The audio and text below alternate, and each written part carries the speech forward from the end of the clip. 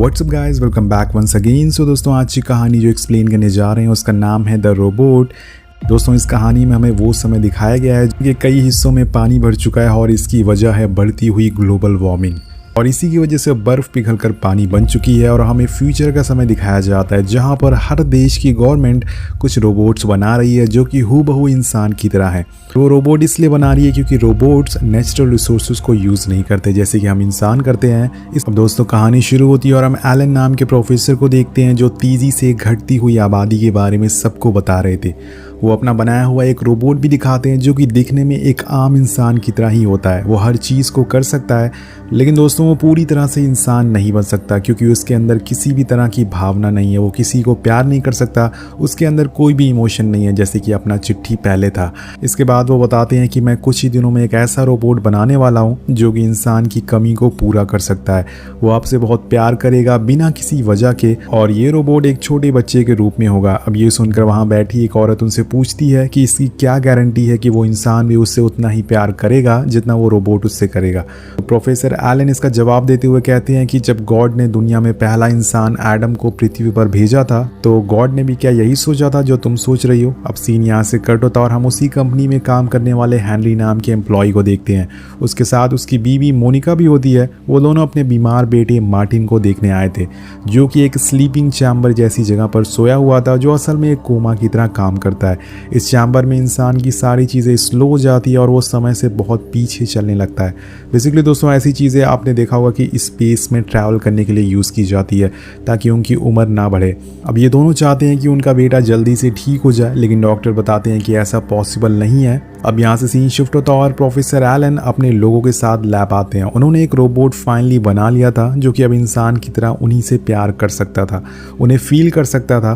तो इस रोबोट का नाम डेविड होता है। अब जब मोनिका डेविड को पहली बार देखती है तो वह हेनरी से लड़ाई करना शुरू कर देती है। वो कहती है कि हमारे बेटे का कोई अल्टरनेटिव नहीं हो सकता, मतलब उसकी जगह कोई ले नहीं सकता। लेकिन हेनरी उसे समझाता है कि हमारा बेटा अब बहुत दूर जाने वाला है हमसे, अब तुम्हें आगे बढ़ना होगा। और काफ़ी समझाने के बाद जिसके बाद वो उसे बताता है कि ये खास किस्म का रोबोट है, तुम्हें इसे पासवर्ड बोलना पड़ेगा जिसके बाद ये तुम्हें प्यार करने लगेगा। और हाँ, जिस दिन तुम्हें ऐसा लगे कि तुम अब इसके साथ नहीं रहना चाहती तो उस दिन तुम इसे हमारी कंपनी को वापस कर सकती हो, क्योंकि ये रोबोट जब किसी के साथ पल गुजार लेता है तो इस रोबोट के दिमाग में उसकी यादें रह जाती है। अब यहाँ पर हम देखते हैं कि मोनिका डेविड को कुछ खास पसंद नहीं करती, इसलिए अभी तक उसने वो पासवर्ड नहीं बोला है।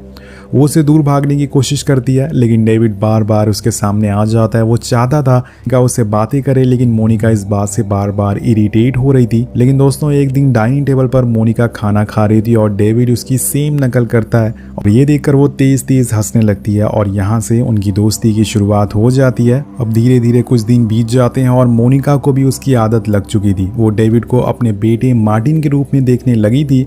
मोनिका को भी डेविड की ज़रूरत थी क्योंकि उसका बेटा उससे दूर हो चुका था। अब उसके लिए उसके दिल में प्यार बढ़ने लगा था। अब एक दिन वो डेविड का मैनुअल पढ़ रही होती है और उसमें कई इंस्ट्रक्शन लिखे होते हैं जो वो डेविड पर ट्राई कर रही थी।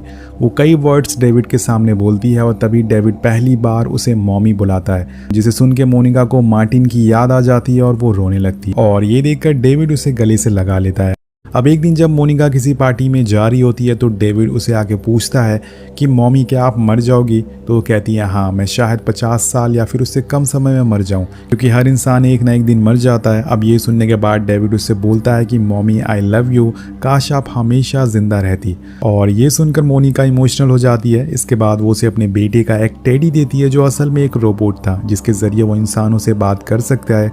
अब जिसके बाद टेडी और डेविड की बहुत ही अच्छी दोस्ती हो जाती है और इसी तरह से काफ़ी समय और बीत जाता है। लेकिन एक दिन हेनरी का कॉल मोनिका के पास आता है जो उसे बताता है कि अब उनका बेटा मार्टिन ठीक होने लग गया है। और ये सुनकर मोनिका बहुत ही ज़्यादा खुश हो जाती है। अब मार्टिन घर आता है और मोनिका उसे डेविड से इंट्रोड्यूस करवाती है और यहाँ हम पहली बार डेविड की आंखों में दुख देखते हैं। उसे एहसास हो जाता है कि वो बस एक रोबोट है और मार्टिन ही मोनिका का असली बेटा है। अब जिस बात का डर होता है वही सारी चीज़ें शुरू हो जाती है। मार्टिन डेविड को बस एक रोबोट समझता था, इसलिए वो बार बार उसको सुपर टॉय बोलता रहता है जो कि डेविड को बिल्कुल भी पसंद नहीं आता। अब धीरे धीरे मोनिका मार्टिन की तरफ ज़्यादा ध्यान देने लगती है जिस वजह से डेविड अकेला महसूस करने लगता है। अब धीरे धीरे मोनिका मार्टिन की तरफ ज़्यादा ध्यान देने लगती है जिस वजह से डेविड अकेला महसूस करने लगता है।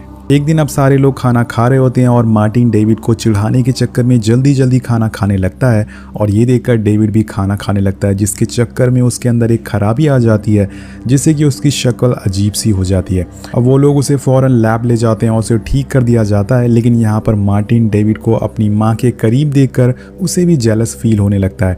इसलिए वो एक प्लान बनाता है। वो डेविड से कहता है कि क्या तुम चाहते हो कि मम्मी तुम्हें आई लव यू बोलें? तो डेविड कहता है कि हाँ, इसके लिए मुझे क्या करना होगा? तो मार्टिन कहता है कि तुम्हें आधी रात को मम्मी का बाल काट कर लाना होगा। अब दोस्तों रात हो जाती है और डेविड मोनिका के पास जाता है और उसके बाल काट देता है, लेकिन तभी हेनरी उठ जाता है और वो उसे पूछता है कि तुम ऐसा क्यों किया? तो वो उसे डांटने लगता है। तभी डेविड बोलता है कि मुझे ऐसा लगा कि ऐसा करने से मॉम मुझे और ज़्यादा प्यार करेंगी, और इसी बीच जो उसने बाल काटे थे वो नीचे टेडी के पास गिर जाता है।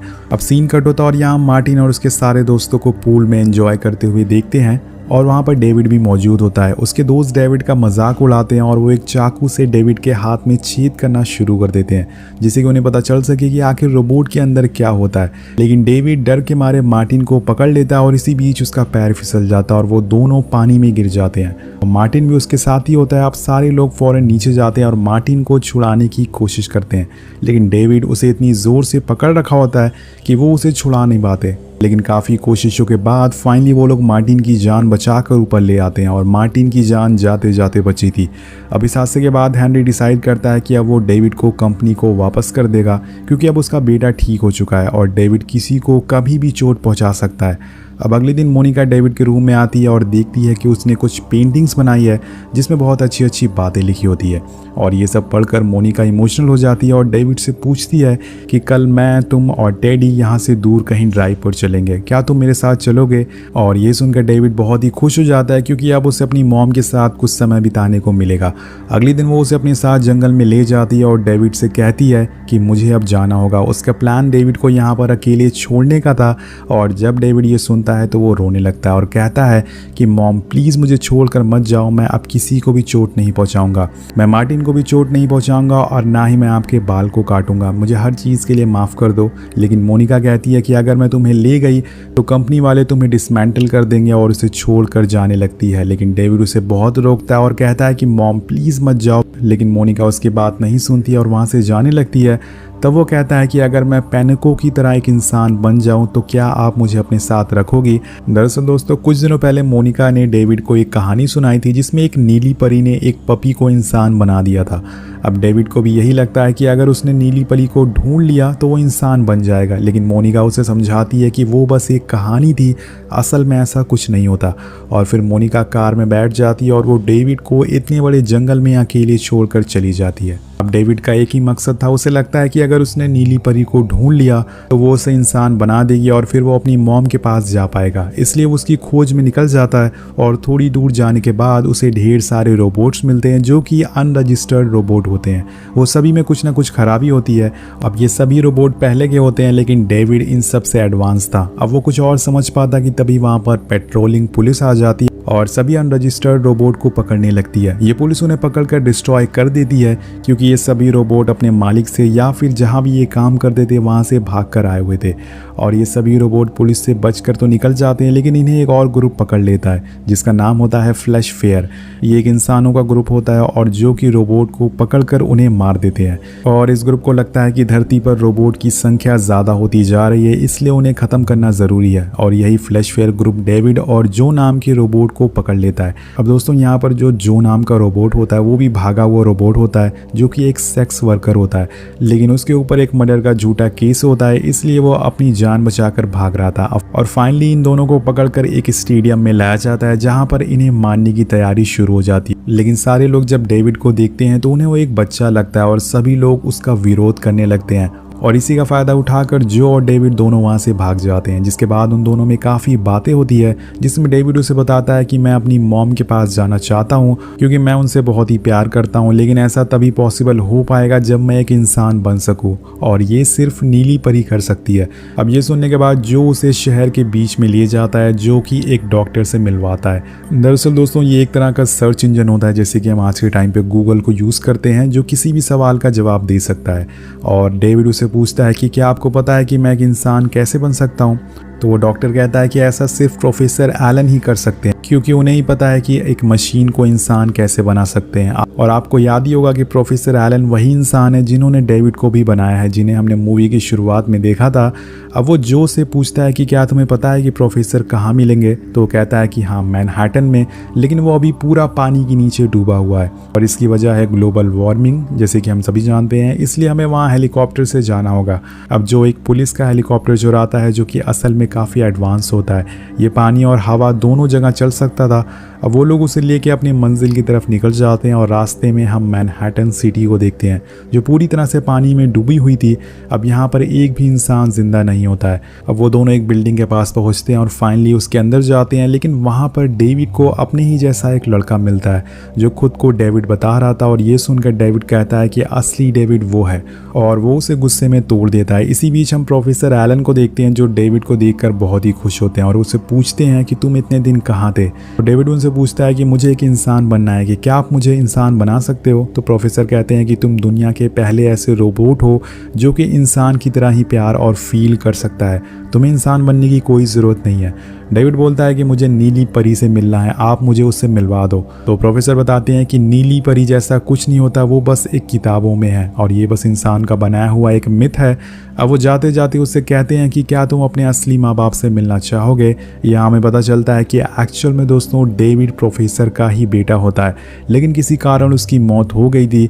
इसलिए प्रोफेसर ने अपने बेटी की शक्ल का रोबोट बनाने की कोशिश करी जिसमें इंसानों की तरह फीलिंग हो सके, वो सपने देख सके, उसके अंदर डिज़ायर हो और ये सब चीज़ें और ये सारी चीज़ें डेविड के अंदर मौजूद होती है। अब डेविड एक रूम में जाता है जहाँ पर और भी बहुत सारे रोबोट होते हैं जो कि बिल्कुल डेविड की तरह दिख रहे थे। ये सब देखने के बाद मानो डेविड पूरी तरह से टूट जाता है, क्योंकि आज तक उसे यही लगता था कि वो इस दुनिया में एक ही है। लेकिन ये सब देखने के बाद उसे पता चल गया कि उसकी तरह हज़ारों और भी रोबोट हैं। अब वो उदास होकर एक बिल्डिंग के टॉप पर जाके बैठ जाता है और कुछ देर सोचने के बाद वो पानी में कूद जाता है और खुद की जान लेने की कोशिश करता है। और वहीं एक तरफ डेविड पानी की गहराई में देखता है कि पूरा शहर पानी के अंदर समा चुका है और इसी बीच उसे एक रोशनी दिखती है जिससे कि उसकी आंखें खुल जाती है, लेकिन इससे पहले कि वो उसके करीब जाता जो उसे ऊपर खींच लेता है। और डेविड उसे बताता है कि मैंने नीचे अभी अभी नीली परी देखी है जो मेरा इंतज़ार कर रही है, हमें वहाँ जाना चाहिए। जो उसे कहता है कि जब तुम इंसान बन जाओगे तो मुझे मत भूलना। और दोस्तों तभी वहाँ पर पुलिस आ जाती है जो मैग्नेटिक पावर्स की मदद से जो को ऊपर खींचने लगती है। अब जाते जाते वो डेविड से बोलता है कि बाय डेविड, मुझे हमेशा याद रखना। अब उसके जाने के बाद डेविड उसके हेलीकॉप्टर को लेके पानी की गहराइयों में चला जाता है। अब वहाँ पर उसे एक हनी आइलैंड दिखता है जो कि बिल्कुल डिज्नी आइलैंड की तरह होता है, जैसे कि आपने देखा होगा। वहाँ पर अलग अलग तरह की परियों की कहानी के कैरेक्टर मौजूद होते हैं। और इसी बीच पहली बार उसे नीली परी दिखती है। डेविड हेलीकॉप्टर को बंद कर देता है और नीली परी को बहुत ही गौर से देखने लगता है। वो अपने टैडी को बताता है कि देखो यही वो नीली परी है जिसे मैं ढूंढ रहा था। इसी बीच दोस्तों यहाँ पर एक हादसा हो जाता है और एक झूला जो कि मैनहट्टन सिटी का सबसे बड़ा झूला होता है वो आके उसके हेलीकॉप्टर के ऊपर गिर जाता है, जिससे कि डेविड और टेडी वहीं फंस जाते हैं। लेकिन इस बात से डेविड के ऊपर कोई भी असर नहीं पड़ता, वो जिस लिए यहाँ पर आया था वो उसके सामने है। अब वो नीली परी से बस एक ही बात कहता रहता है कि प्लीज़ मुझे इंसान बना दो प्लीज़, और ये वर्ड वो तब तक बोलता रहता है जब तक उसकी बैटरी ख़त्म नहीं हो जाती। ऐसे ही करते करते दोस्तों पूरे 2000 साल बीत जाते हैं और जिस दुनिया में डेविड रहा करता था वो अब पूरी तरह से बदल चुकी है। पूरा शहर आइस एज में बदल चुका है और अब रोबोट्स ने अपने आप को और ज़्यादा एडवांस बना लिया है। वहीं हम डेविड को देखते हैं जो अभी भी उसी जगह पर फंसा हुआ है और इसी बीच वहाँ कुछ एडवांस रोबोट आते हैं जो उसे टच करके उसमें पावर देते हैं, जिससे डेविड को होश आ जाता है और वो बाहर आके नीली परी को देखता है और उसे टच करने की कोशिश करता है। लेकिन जैसे ही वो उसे छूता है वो पूरी तरह से टूट जाती है क्योंकि इतने हज़ारों साल से वहाँ पर खड़ी थी। अब इसके बाद हम रोबोट्स को देखते हैं जिन्होंने डेविड जैसी चीज़ पहली बार देखी थी। वो एक दूसरे से बात करते हैं कि शायद ये ओरिजिनल रोबोट है जो इंसानों के साथ रह चुका है। इसके बाद वो उसके सर पर अपना हाथ रख के उसकी मेमोरीज़ को रीड कर लेते हैं, जिसमें उन्हें पता चलता है कि डेविड अपनी मॉम से बहुत ही प्यार करता है, वो उनके पास जाना चाहता है और साथ साथ में उसके दिमाग में नीली परी भी होती है। जिसके बाद रोबोट्स उसके सामने नीली परी के रूप में आते हैं और उसे सच्चाई बताते हैं। वो कहते हैं कि 2000 साल बीत चुके हैं और अब तुम्हारी मॉम जिंदा नहीं है, लेकिन हाँ तुम्हारे समय से हम कुछ लोगों को जिंदा कर सकते हैं। डेविड कहता है कि तुम बाकियों को ला सकते हो लेकिन मेरी मॉम को क्यों नहीं। तो रोबोट कहते हैं कि हम सिर्फ उन्हीं को जिंदा कर सकते हैं जिनके डीएनए सैंपल हमारे पास है या फिर उनकी हड्डियाँ, उनकी बॉडी हमारे पास है, लेकिन उनके पास मोनिका की ऐसी कोई भी चीज़ नहीं है जिससे वो उसे जिंदा कर सकें। और तभी दोस्तों टेडी वहाँ आता है जो उन्हें मोनिका का वही बाल देता है जो हज़ारों साल पहले डेविड ने एक रात काटा था। अब ये देखकर रोबोट मोनिका को बनाना शुरू कर देते हैं। इसके बाद रोबोट अपने असली रूप में डेविड के सामने आते हैं और उसे बहुत सारी बातें बताते हैं। इंसानों ने ज़िंदगी के हज़ारों मतलब बताए हैं जो कि आर्ट, पोइट्री और मैथमेटिक्स फॉर्मूले में है, लेकिन ह्यूमन बींग्स हमेशा ज़िंदा नहीं रह सकते। इसीलिए हमने एक प्रोजेक्ट बनाना शुरू किया जिसमें हम इंसानों के डीएनए से उसकी बॉडी बनाने की कोशिश करते हैं, लेकिन वो एक्सपेरिमेंट फेल हो गया और जिस भी इंसान को हमने बनाया वो सिर्फ एक ही दिन ज़िंदा रह पाया और फिर जैसे ही वो सोता उसकी मौत हो जाती। अब वो डेविड को समझाते हैं कि तुम हमारे लिए बहुत ही इंपॉर्टेंट हो, इसलिए हम तुम्हारी मॉम को बना रहे हैं, लेकिन वो सिर्फ एक ही दिन जिंदा रह पाएंगी और फिर उनकी मौत हो जाएगी। अब इसके बाद एक नए दिन की शुरुआत होती है और डेविड अपनी मॉम को सोता हुआ देखता है। अब डेविड उनके लिए उनकी फेवरेट कॉफ़ी बनाता है और मोनिका उसे पूछती है कि आज कौन सा दिन है। तो डेविड कहता है कि आज टुडे है। अब आज का दिन डेविड के लिए सबसे खुशी का दिन होने वाला था। डेविड अपने मॉम के साथ खूब मस्ती करता है और आज के ही दिन वो अपना बर्थडे मनाता है। आज वो अपनी सारी परेशानियां, सारी टेंशन को भूल जाता है। उन्हें वो अपनी पेंटिंग्स दिखाता है, उनके साथ खेलता है, कूदता है और उनके साथ बहुत सारी बातें करता है। लेकिन इसके बाद अब रात हो जाती है और मोनिका सोने चली जाती है, लेकिन सोने से पहले वो उससे कहती है कि वो उसे बहुत प्यार करती है और हमेशा करती रहेगी। और दोस्तों इसी चीज़ को सुनने के लिए डेविड ने हज़ारों सालों का सफ़र तय किया था। वो उसे गले लगाता और रोने लगता है क्योंकि ये उसके मॉम के साथ आखिरी पल है, अब वो उन्हें दोबारा नहीं देख पाएगा। जिसके बाद डेविड भी अपने मॉम के साइड में सो जाता है क्योंकि उसे पता है कि अब उसकी मॉम कभी भी नहीं उठने वाली हैं। इसी के साथ ये कहानी यहीं ख़त्म हो जाती है। वेल दोस्तों, क्या पता फ्यूचर में डेविड ऐसी टेक्नोलॉजी बना ले जो उसकी मॉम को हमेशा के लिए ज़िंदा कर सके। आपको ये कहानी कैसी लगी नीचे कॉमेंट करके ज़रूर बताएगा और इसी तरह की और कहानी अगर सुनना चाहते हैं तो चैनल को सब्सक्राइब ज़रूर करिएगा। मिलते हैं आपसे अगली वीडियो में। Thank you so much watching. Peace out.